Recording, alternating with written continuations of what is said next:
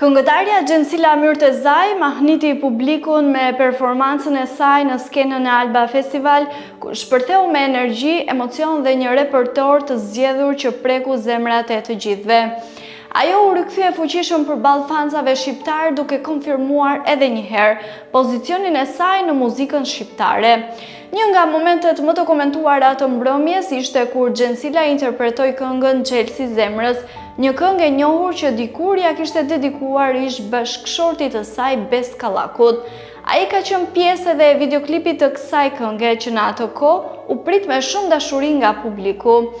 Kjo zgjedhje nuk kaloi pa vëmendje në rrjetet sociale, ku shumë komentuese panë si një gest simbolik, një kujtim të bukur që këngëtarja solli përsëri në skenë, pavarësisht ndryshimeve në jetën personale.